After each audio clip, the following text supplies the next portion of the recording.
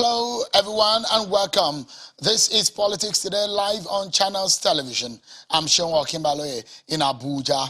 Let's begin quickly with our countdown. It's 21 days now since the National Assembly re-amended, passed and again transmitted the electoral bill to President Muhammadu Buhari for his assent. This comes after he is first rejected, but he told Channels Television in an exclusive interview that he will sign the bill should the National Assembly fix all the grey areas he pointed out to them. And so the nation now eagerly awaits the president's assent and hoping that he will keep to his promise of signing the bill. Of course, we are hearing reaction from the presidency over some of the reactions to the president's assent, and the presidency is defending the decision of the president because of the window permitted by law, which is 30 days, is still within those bracket, and hopefully the president assent to it. We're expecting that will happen, hopefully. Some breaking news for you right now. The All Progressives Congress APC Caretaker Committee has this evening agreed to hold its national convention on the 26th of March 2022, moving it forward by a month from the initial 26th February date. The Moodin-led caretaker committee came up with its position after its meeting this evening in Abuja, where it resolved to begin the process of the convention or pre-convention activities, including the zonal congresses, from the 24th of February 2022. The breaking news that we have for you, following for you right now, APC to now hold its national convention on the 26th of March 2022. More details shortly. We're still on that matter for you right here on Channels Television. Stay with us because that forms our conversation tonight. Let's tell you that the Imo State Governor, Hope Uzodinma, has expressed optimism that his party, the All Progressives Congress APC, will emerge victorious in the forthcoming state constituency by-election in Ngokpala local government next Saturday. He was addressing party executives and supporters at the APC State Secretariat in Owerri, the Imo State capital. Governor Uzodinma said the by-election is as important as the presidential election. Therefore, all party faithful, according to him, must work hard and support the party to emerge victorious. Take a listen to him. There is no small election in politics. That we should be concerned and we should all be involved in the forthcoming election in Ngobala. The Ngobala election is as important as presidential election. We cannot afford to relax and want to go maybe after election and voting has concluded or completed at the polling units to begin to now go to want to cast our vote. We have a government of shared prosperity. Shared prosperity comes with a shared responsibility. So we are here today to share the responsibility to be able to bring prosperity to the doorsteps of our members in Ngobala local government. We will do our best to mobilize our people. From the attendance I have seen in this meeting, it is very clear, even to the Thomases in Imo State, that the political class in Imo State have accepted APC as their party.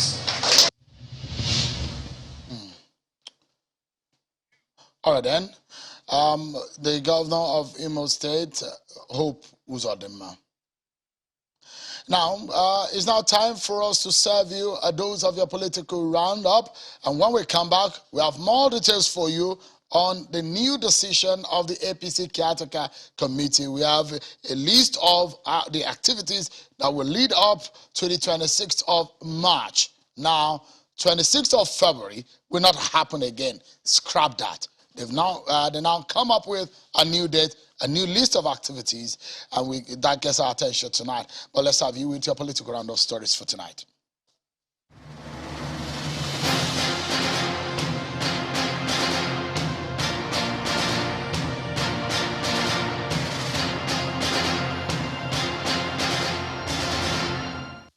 The 7-man investigative panel set up by the Zamfara State Chief Judge Kulu Aliyu to investigate the allegations leveled against the State Deputy Governor, Mahadi Aliyu Guzo, has commenced sitting in Guzo, the Zamfara State capital. The Deputy Governor is absent before the panel and there is no lawyer standing in for him. The Zamfara State House of Assembly is accusing the Deputy Governor of misappropriation of funds, gross misconduct and abuse of office, among other things. The fact-finding panel is saddled with the responsibility of investigating all allegations and then submit its report to the Chief Judge, although no time frame is given to the panel to submit the report. Meanwhile, the Zamfara State Deputy Governor has described moves by the State House of Assembly to impeach him, as well as the panel set up by the State Chief Judge to investigate his alleged financial misappropriation, as illegal and a breach of constitutional provisions. Speaking at a news conference in Abuja, the Deputy Governor states that while he is not opposed to appearing before an unbiased and legally constituted panel of investigation, he will not appear before the panel set up by the State Chief Judge, as doing so will amount to conferring legitimacy on an illegal body. Senior advocate of Nigeria and human rights lawyer Mr. Femi Falana is of the opinion that the ruling All Progressives Congress is not interested in reforming the electoral process. Mr. Falana says the refusal of the president to sign the Electoral Act Amendment Bill in the past, as well as his delay in giving assent since receiving the bill over 2 weeks ago, and the lack of pressure from members of the APC for him to sign, speaks volumes. A federal high court in Abuja has refused to order the federal government to release the detained Deputy Commissioner of Police Abba Kyari from the custody of the NDLEA. Justice Inyang Ekwo rather ordered that Mr. Kyari put the federal government on notice of the existence of the suit he instituted against it. The suspended DCP Kyari had taken the federal government before the court, challenging his continued detention by an agency of government, the NDLEA. Justice Inyang Ekwo of the Federal High Court Abuja has struck out a suit instituted by the Incorporated Trustees of Egalitarian Mission for Africa, challenging the citizenship of former Vice President Atiku Abubakar as a Nigerian. The court held that the non-governmental organization had no legal right to query the citizenship of the former Vice President. Justice Ekwo held that the NGO, which was registered under the Company and Allied Matters Act with special functions, cannot jump into public interest litigation that was not part of the objective. He cautioned the NGO to refrain from filing frivolous applications targeted at harassing politically exposed Nigerians. The governor of Enugu State, Ifeanyi Ugwuanyi, has called for a peaceful, free, fair and credible local government election slated on Wednesday, February the 23rd. Governor Ugwuanyi was speaking at the conclusion of the PDP campaign across the 17 local government areas of the state.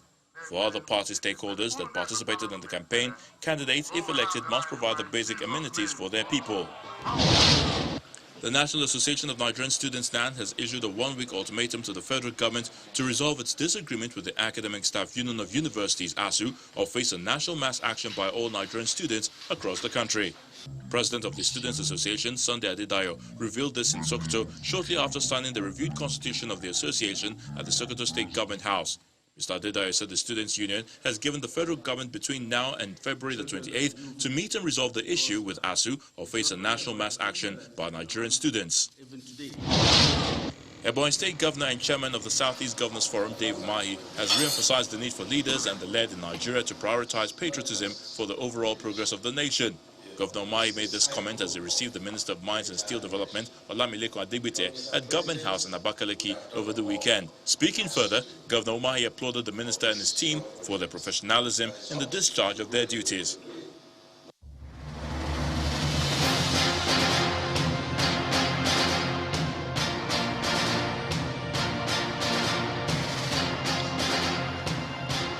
Well then, let's also tell you that the Deputy Governor of Zamfara said Mr. Aliyu Guzo has described moves by the State House of Assembly to impeach him, as well as a panel set up by the State Chief Judge to investigate his alleged financial misappropriation as illegal and a breach of constitutional provisions. Speaking at a news conference in Abuja, the Deputy Governor says that while he is not opposed to appearing before an unbiased and legally constituted panel of investigation, he will not appear before the panel set up by the State Chief Judge, as doing so will amount to conferring legitimacy on an illegal body. That is according to him. Take a listen in part to his statement earlier today. Following the illegal and unconstitutional step taken by the Zamfara State Chief Judge, Honorable Justice Kulu Aliyu, in constituting a panel of investigation on the impeachment notice served against me by the Zamfara State House of Assembly, I find it necessary to make this statement. What is happening in Zamfara State is not only a violation of the subsisting Federal High Court order directing the maintenance of the status quo antebellum, but clear robbery. The court order, being clinically ignored, has been duly served on the Chief Judge of Zamfara State House of Assembly, and the Governor of Zamfara State. Since I have nothing to hide, I am not afraid to submit myself to investigation of any allegations, unbiased and transparent bodies. However, I am compelled to my professional calling as a lawyer to point out that these actions, especially that of Honorable Chief Judge, improper, indecorous, inappropriate, and unlawful. Therefore, in consideration of the position of law in the matter and my social standing as a law-abiding citizen, as well as my professional calling as a lawyer, I wish to register my constraints categorically and unequivocally. Appearing before the panel purported constituted by the Zamfara State Chief Judge will amount to conferring legitimacy on an illegal body and violating subsisting court order on maintenance of status quo. That's it. Zamfara said Deputy Governor. This is not the first time we'll be seeing impeachment move, even on governors. Well, we see how this one pans out because he doesn't believe that it is legal. But that's not the focus of our program tonight. It's about the APC, the ruling All Progressives Congress. Now, it's been some past days of confusion, rancor, and disagreement within the ranks and file of the All Progressives Congress APC. This is because the party has not spoken up on the plans towards the National Convention, which they earlier slated for the 26th of February 2022. But the party this evening had changed its mind about the convention. They've announced a new date, which is the 26th of March 2022. The All Progressives Congress Caretaker Committee, led by Governor Buni of Yobe State, says after his meeting, they've agreed to hold the National Convention on the 26th of March 2022, moving it forward by a month from the initial 26th of February date. The Buni-led Caretaker Committee came up with this position this evening in Abuja, where it resolved to begin the processes of the leading up the convention or the pre-convention activities on the 24th, including the zonal congresses from the 24th of February 2022. The Secretary of the Caretaker Committee, Senator Akpan Uduadea, was the one who addressed the press after their resolution today.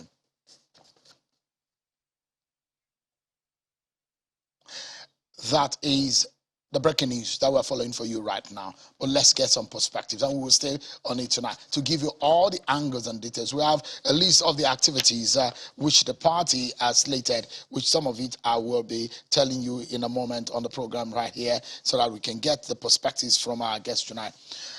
Tonight, let's begin the conversation first and foremost with a member of the APC, an economist, a former banker, Ayo Oyalo joins us tonight. Thank you so much, Ayo, for joining us tonight. Thank you, Sean, for having me. Good evening. You're one of those who have spoken up about the state of affairs of the party, especially under the Governor Buni-led Caretaker Committee. This position from this evening, what's your reaction to it? Well, it's just, it's regrettable for me to say, we say so. I sat here one day, sometimes last year, and I told you these guys don't know what they're doing, they're incompetent, and they don't want to go. These are the leaders of your party. Unfortunately, I am regretting to say I said so. My group and I came up with a position from the beginning that the Buni-led administration for the CECPC has decided by every standard to continue to elongate the goalpost, to continue to elongate the lifespan of this caretaker committee. You and I know they were given originally 6 months. Am I making up these stories? After 6 months, they went back and they got another 6-month extension. Am I lying? Now, we never saw them got any extension again. They refused to leave. By the end of last year, did they not tell us December? Am I lying? No, I want you to confirm this because I don't want to look like I'm making up stories. They told us December. Then sometimes they came up with February 5th.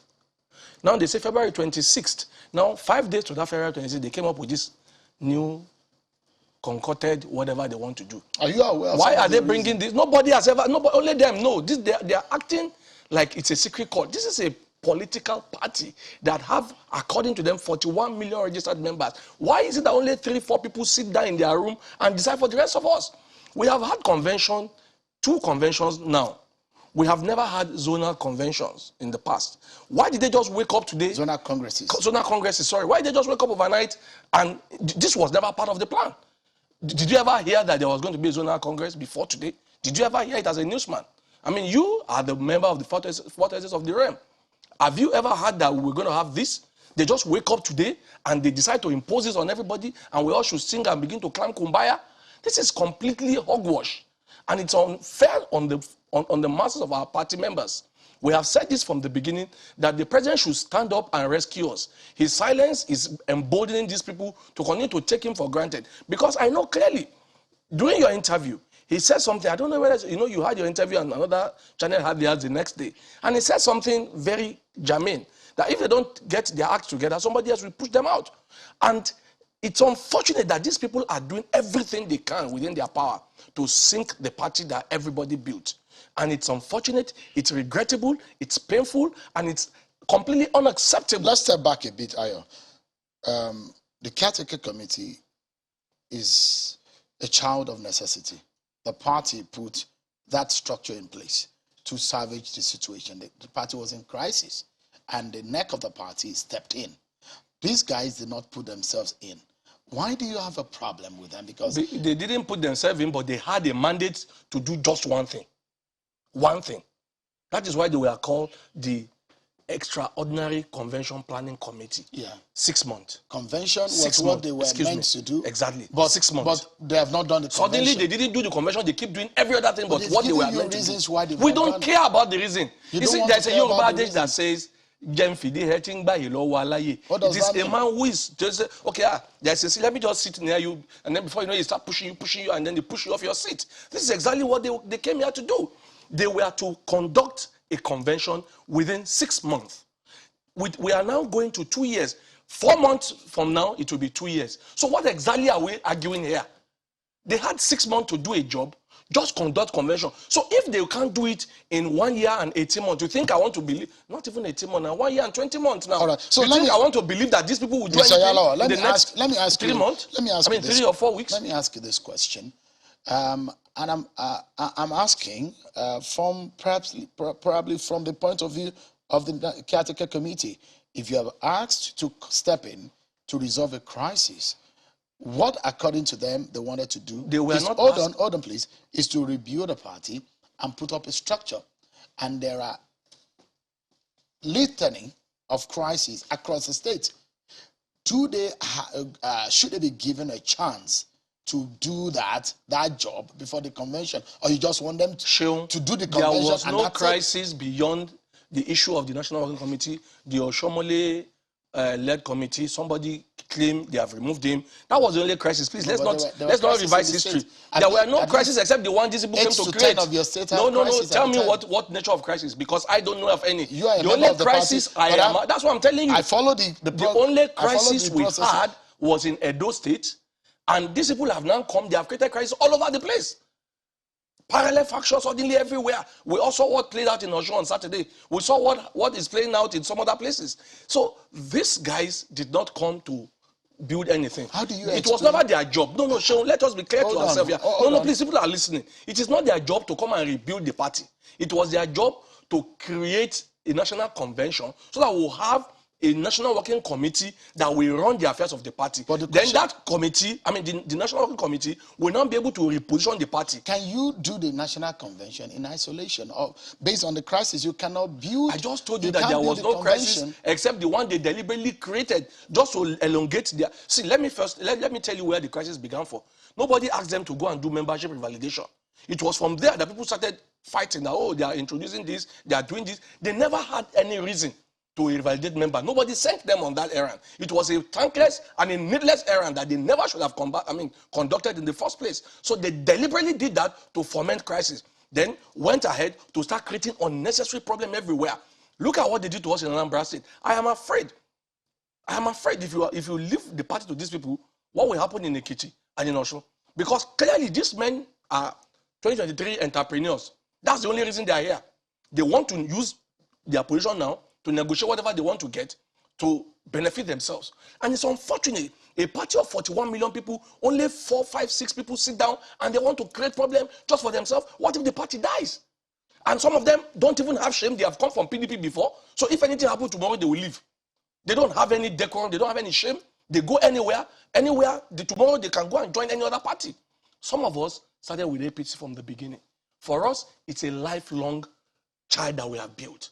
We don't want these entrepreneurs to come in and destroy it for us. And I'd like to ask you, this caretaker committee has helped and led a lot of the campaigns from other political parties. Governors have left PDP to join your party.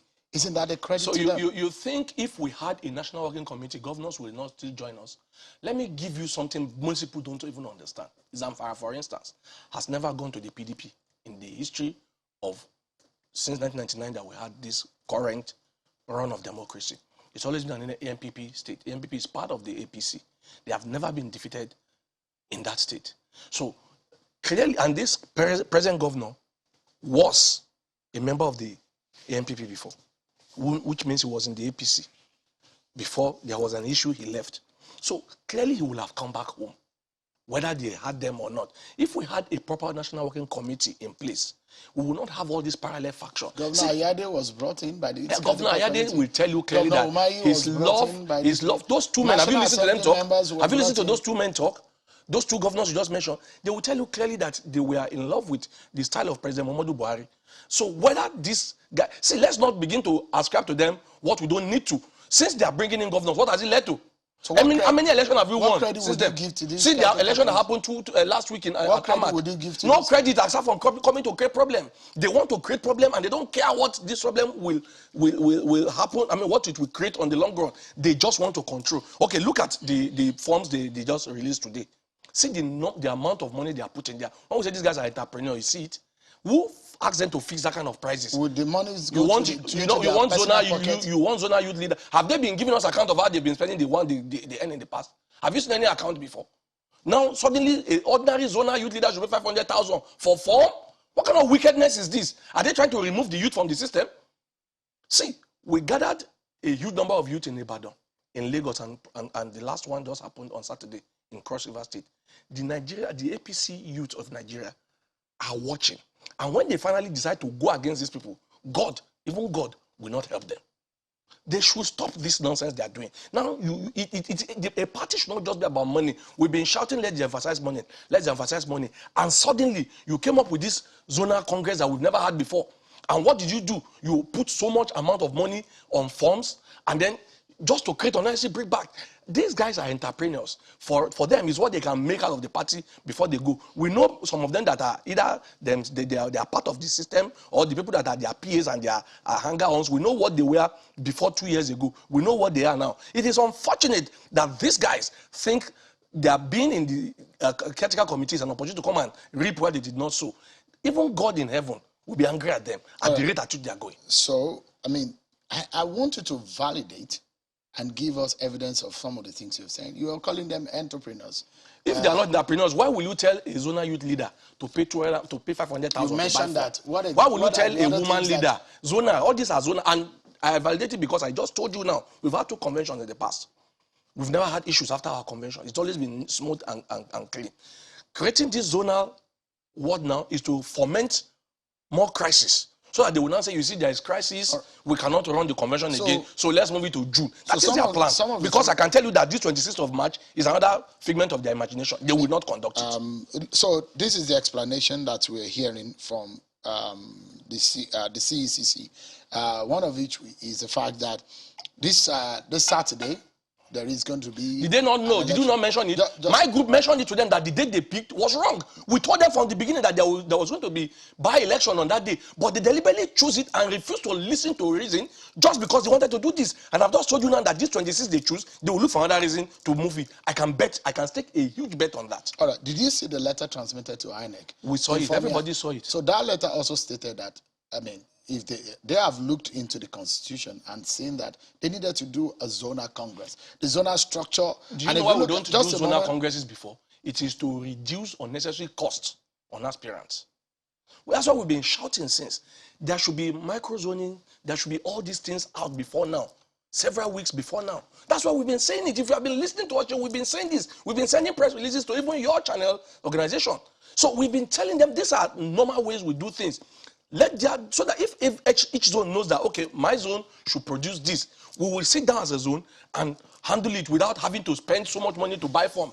These guys don't care about the health of our party. They only care about themselves and how to make money out of the system. All right, so the party has agreed that on Thursday, 24th of February, 2022, that's when officially the processes leading to the convention will begin. And it will begin with the publication of zonal committees, followed by the meeting of zonal stakeholders 2 days later. Then on the Monday, the 28th, the sale of forms for zonal positions. Saturday, the 5th of March, screening of zonal aspirants. Sunday, the 6th of March, 2022, screening appeal. And Tuesday, 8th of March, adoption of screening report. And Saturday, the 12th of March, is the zonal congresses across the zones. And Monday, the 14th of March, 2022, zonal congresses appeal. And on the 16th of March, adoption of appeal. The party says they have agreed and approved the activities for the party's national convention will commence from February 24th and terminate on March 26th at the Eagle Square with a national convention. If everything goes well, Ayo, are you okay with nothing this? Will go well, Sean. Are you being pessimistic? See, now? let me tell you. When you say nothing will go well. They said, lie to me the first time. Shame on me. Do it to me the second time, shame on me. I mean, shame on you, because I'll give you a chance. But the second time, shame on me. This is not the first time, this is not the second time, this is not the third time they are lying to us. So nothing these guys want to say that anybody wants to listen to. You want them the to only prove you wrong. appeal we are begging the president is to just remove these guys. Honestly, as I speak with you today, he's the one who put them there. We are begging him. He's our father. We're not going to, even he himself is being disrespected as we speak. Because the last communication everybody in Nigeria had was February. Am I lying, sir? Please, Sheon, tell me if I lie. So what do you think is the solution? They should remove these people. That is the only solution. These guys will not go. They legitimately brought them into office. They legitimately remove them too. If we can remove a legitimately conducted election that brought in a proper committee, why would we not remove this nonsense contraption? Why can't we remove it? Why can't we? Do you have a personal grievance? I don't have any personal. The only grievance I have is the grievance of every APC young person and your old people, women, and everyone who trust and believe in this party. The dream of the APC is to be a progressive party. These guys are retrogressive in their action. You don't lie to people. They have lied to us once, twice, thrice, 4 times. No, they can't lie to us anymore. What about this rumor about 2023 and the plan to... That is what they want to do. We've been seeing so many posters. Some of them want to be deputy president or vice president. Some of them want to be this, they want to be that. How can somebody abandon his state for heaven's sake? How can a man who was elected to run a state of how many million people abandon his state and think it is better? Why don't he just resign and come and be national chairman if that's what he thinks is better for him? Do you think he wanted it? I don't care anymore now. All this story of he doesn't, therefore, I don't care any longer. What we want is for Buni to go. He cannot continue to play with the intelligence of everybody. I can tell you now, as I sit in this studio, you put this on record. On 26th of March, we will not have this convention if Buni remains there. I can tell you without equivocation, because he's going to come up with another story. He's been coming up with stories upon stories. It tells you clearly this is lack of integrity. But he's not the only one in the caretaker committee. I don't care. He's the head. Why are you being personal? I'm being personal because the buck stopped at his table. All right, Ayo, we need to leave it at that. Thank you so much, Ayo Yalo, a member of the APC. We'll take a break, everyone, and when we return, more on the reactions to the APC National Convention. This time around, we'll flip the page and hear from the other side the issues raised. Chief Femi Fani-Kayode, a former aviation minister, will be joining us next on the program. Join us.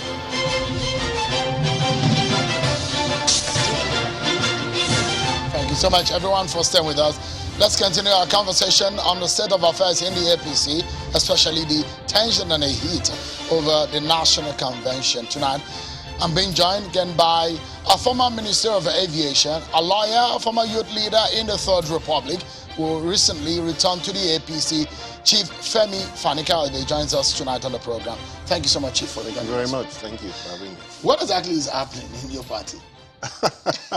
Well, you saw Ayo Yalawa was visibly Yes. angry and upset about the Yes. situation of things. Yes. Well, I think the first and most important thing is that we need to cool down and calm down. This is a very difficult time for everybody, not just in the party, but in the country.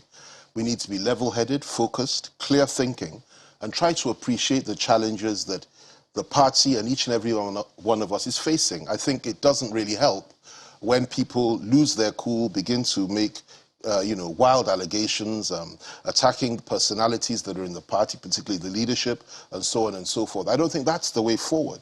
Definitely people have the right to be critical of what's going on. It's their right. I mean, this is democracy. But at the same time, it should be within certain confines and limits.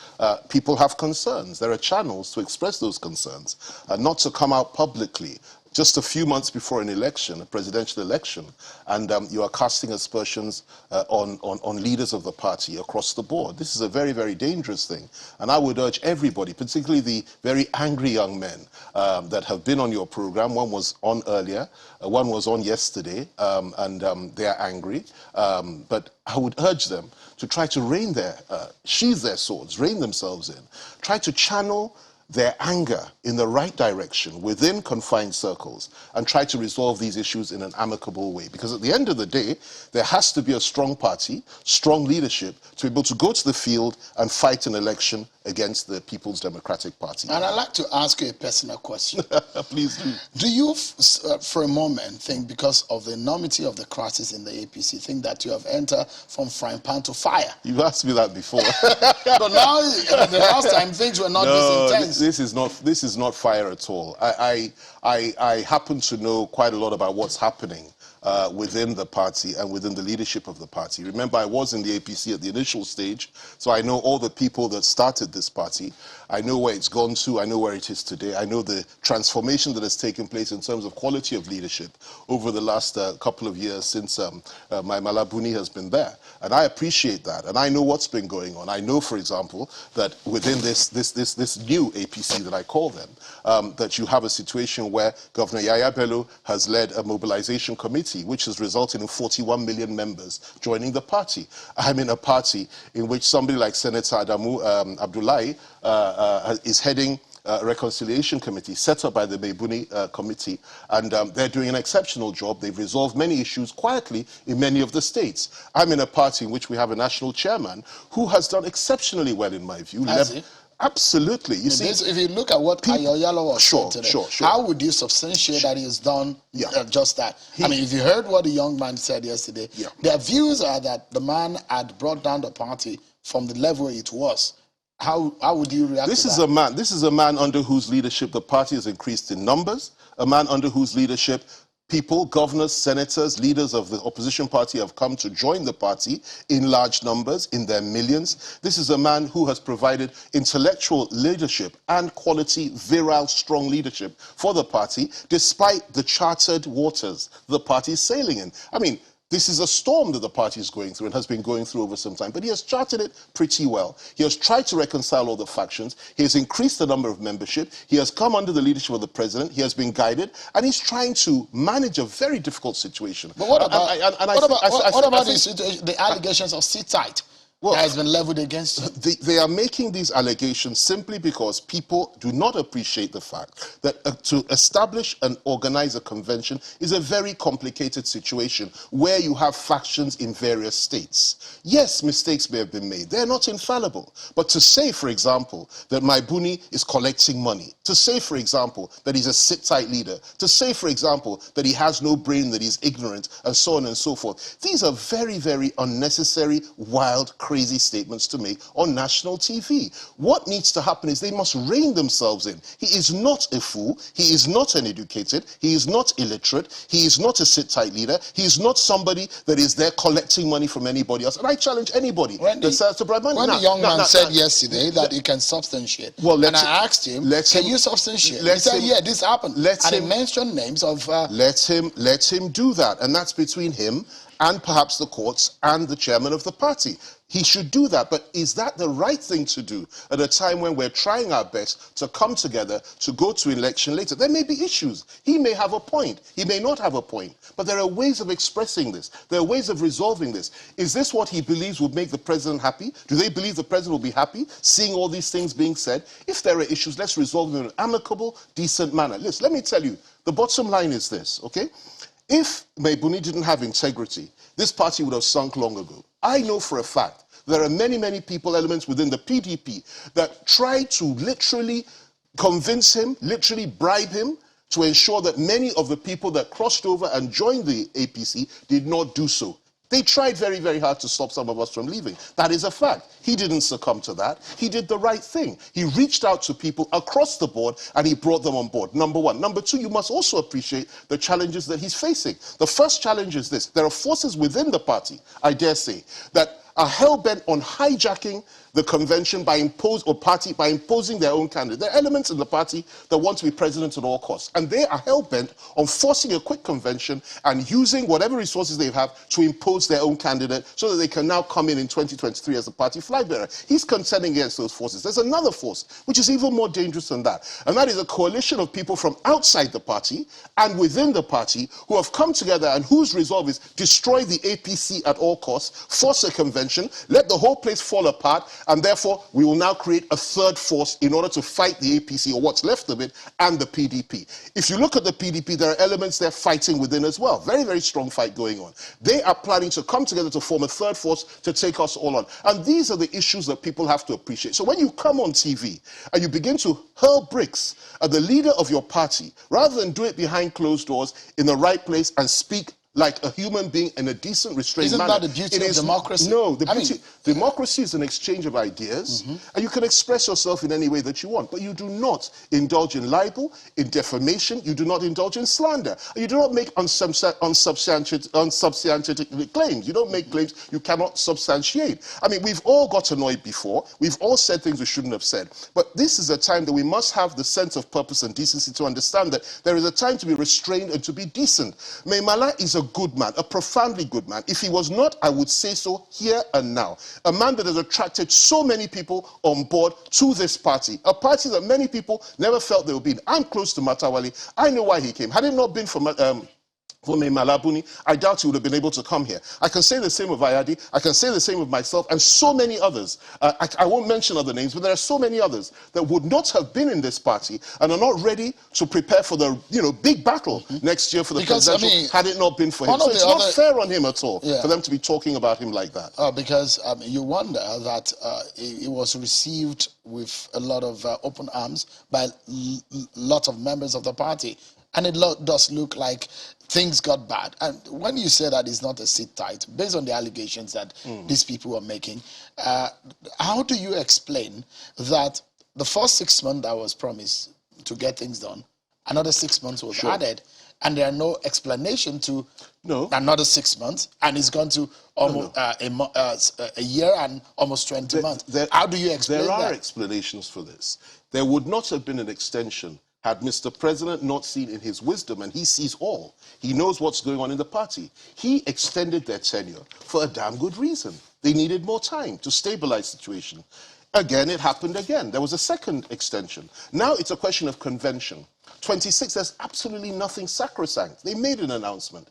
They realized there was an election on that day in various parts of the country, and those people would have been disenfranchised had it been the convention went ahead. There was a lot of hullabaloo. A lot of people were worried and were complaining. And at the end of the day, they came together and they resolved it would take place on March the 26th, 1 month later. This does not mean that we should turn the whole tub upside down, throw out the water with the bathwater with the baby, and begin to scream as if there's no tomorrow. Are you saying that 1 year was not enough for them to put up a convention? I'm saying that, well, they haven't been planning the convention for 1 year. No, they've been on for a year, a year and several months. What they've been trying So the allegations from those guys are that, look, you promised 6 months, you got another extra 6 months, then you continue to get organize a party other months without explanation of what is happening. You cannot organize a party convention unless you have a party. You must have a modicum of unity, a modicum of peace. You don't want a convention where half the people will come with cutlasses and machetes and say they want to kill one another in the name of representation.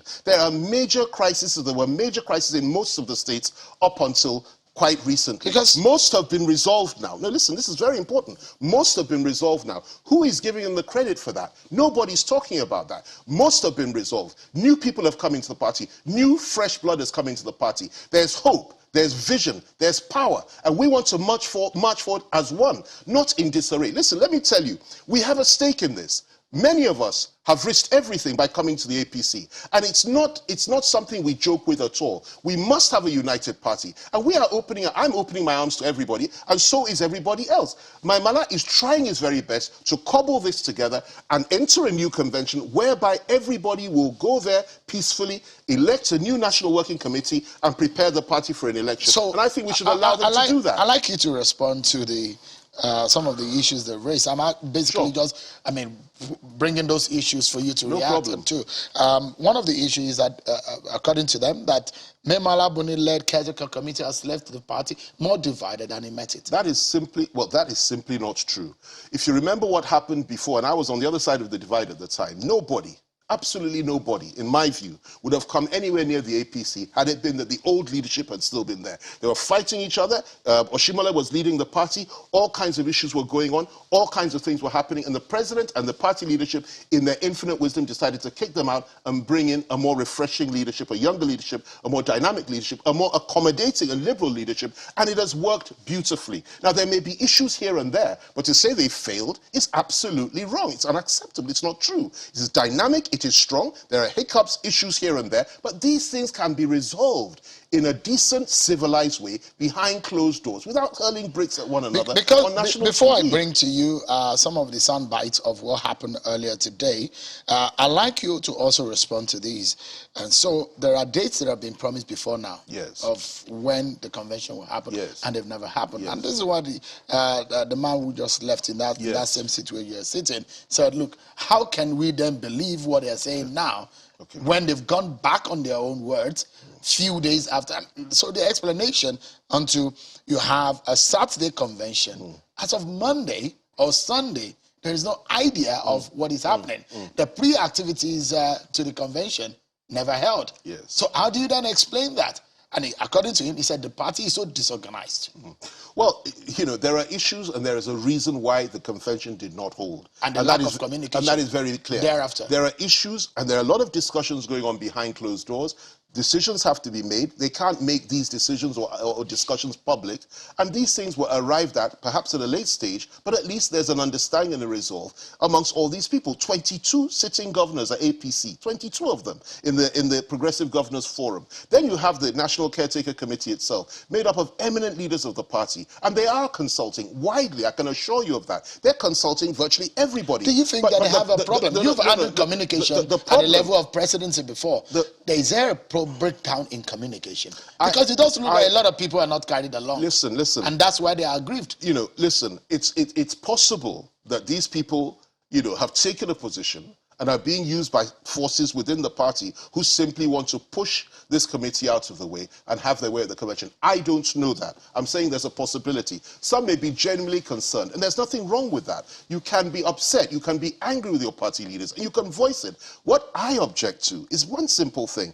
You don't cross the line by casting aspersions on people's character and people's motivations for doing things. You may believe my Mala has made a mistake here and there. You can say so. But to say he's A, B, C, D, E, and everything evil under the sun, I think, you claim to be in that party. He is your party leader, even if you like him or not. The fact of the matter is it does not go down well for the image of the party. We must build these bridges. We must work together. And I say it again, it is very, very important. The people that are enjoying this are the PDP. But is there They're the ones that are enjoying this for the party, a ruling party that seems to be in a state of in a disastrous state? No, first of all, it is not in a disastrous state. They simply changed the date of the convention. There's no disaster there. Secondly, it is not an embarrassment because they have not lost anything. People are still in the party. Millions of people have confidence in the leadership of the party. Millions of people have confidence in Mr. President. And millions of people have confidence that come 2023, APC will trounce the PDP at the presidential election and ensure that our country continues to go forward. So you don't think that the flip-flop, so I don't think that's a disaster. You think the flip-flop is not a disaster? I would not call this a flip-flop. I would not call it a flip-flop. A flip-flop in a simple Oxford English definition. Mr. Fanikade, let me just a moment. Sure. It's a flip-flop. Because when you... So if a party, for example, wanted to conduct a convention And in the middle of the way, they just discovered we've not conducted. Oh, zonal congresses we've not conducted. Isn't that a flip-flop? Let me put this to you in an equal way or in an equal manner. If, for example, we set for tomorrow to go somewhere, to go for a wedding or something like that, and then we discover that halfway to the wedding that there's a bomb planted in the venue of the wedding, and we decide to say, listen, this wedding cannot go on. We have to go back home and set another date. Let's do it a month later. Would you consider that to be a flip-flop? There are reasons for these decisions that were made. These people didn't just sit down and wake up and say, oh, we're going to change the date. There were cogent, clear reasons. They did the right and responsible thing. They ensured they carried people along. They need to do more in terms of communication to win these very, very angry young men, some of them very pretty wild over, to calm them down and reach out to them. I agree with that. But most importantly is that these decisions were made in good faith for the good of the party and ultimately for the good of the country. Let me allow our viewers for a moment to listen to Senator Akpan Uduade earlier this evening when he was making the statement from the outcome of that meeting the caretaker committee held today. And I'll come back. There is a rumor going around about the plan by some leaders in the party to force their own decision of the presidential, vice presidential candidate on the rest of the party. I'll allow Chief Adekade to react to that after the soundbite. Take a listen to Senator Akpan Uduade. We have agreed and approved that the activities of the National Convention commence from the 24th of March and terminates on the 26th of March. The convention's activities commence on the 24th of February and will terminate at Eagle Square of National Convention on the 26th of March. In between the convention, we have agreed to have zonal congresses, and all the activities is hereby given. Conventions activities commence from this month on the 24th of February and shall terminate on the 26th of March. In between the convention activities, there shall be a zonal congresses. Senator Akpan Uduade, the secretary of the APC Caretaker Committee, I'd like you to respond to that. Well, first of all, Chair, I'd like to ask you, where's the disaster there? He's made it very clear, responsible, clear statement. Processes will begin on the 24th of February. They will have zonal congresses at some point. Everything will culminate on the National Convention, in the National Convention on the 26th of March. That's 1 month, virtually, of strong activity, clear activity, where people will be able to elect their leaders at zonal level and also at the National Convention at the national level. I think this is a reasonable, rational approach, and I have no doubt that they will stick to this and they'll do as they said. So you kept saying issues. There are issues. There are issues. You mean, what are these issues? Issues where? You know, when I was asking you the reasons, I mean, I brought some of the allegations and the issues these guys raised against the Buni-led, and you said there are issues that they needed to resolve. There are issues that did not allow them to make up their minds early enough. What are the real issues? Definitely, like in any family, there will be issues. It could be big, small, whatever. But what I am prepared to tell you is this, that there are certainly some elements within the party, as is the case with any other party, that there are some individuals that were hell-bent on railroading the Buni-led committee to have a convention as quickly as possible, simply so that they could ensure that their own candidates emerged. And that is something that would have been unacceptable, because if that happened, a lot of people would have ended up leaving party. And why were they doing it? Simply because they're interested in 2023. What the committee is trying to do, and what I believe the president will end up doing, and is also trying to do, is create a level playing field whereby everybody has a fair crack at the whip. You don't just simply get your way because you have money. You don't simply get your way because you have connections or because you are so and so and so and so. But everybody will have a fair crack at the whip and be able to contest for these positions. And I think that's the right and proper thing to do if we want to win in 2023. The allegations going around in the APC that there are some elements and leaders that are trying to force some persons on the party as the national chairman. They already have a preferred choice of a national chairman, and almost predestine such a person to emerge as a national chairman, and they also have on their minds the presidential candidate for the party and the running mate in some governors. How deep-rooted or seated are these rumors? Are they true?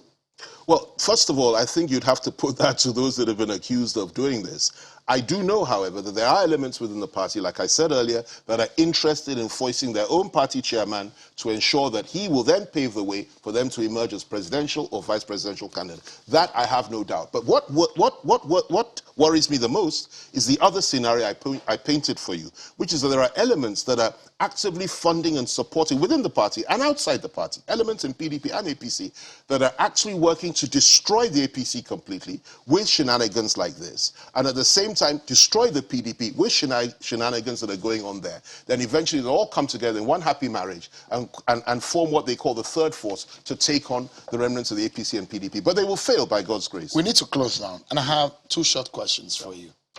With what is happening, what is your own advice on the way forward?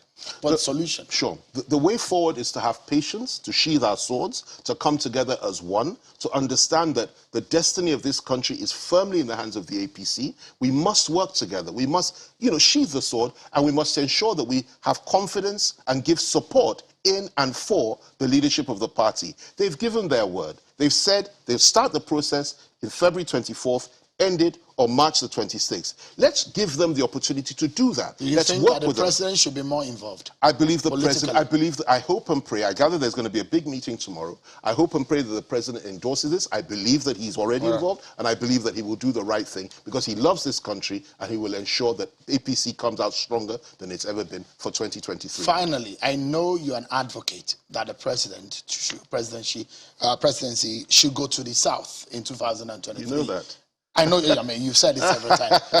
But it does look like things may not go the way you wanted it. No, what is happening? Let me clarify my position on that. My position is that it's very important that the president, first of all, I'm not a big believer in zoning anymore.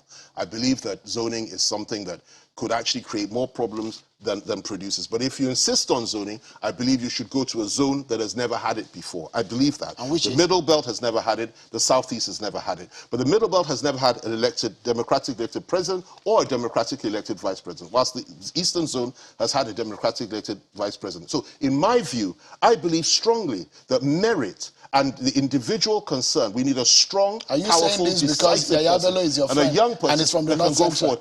Great candidate. But is that the reason why you've changed your mind? No. It's a progressive thing for me. And in my view, I believe strongly that you don't just get up and hold on to things. You have to look at the situation we have on the ground.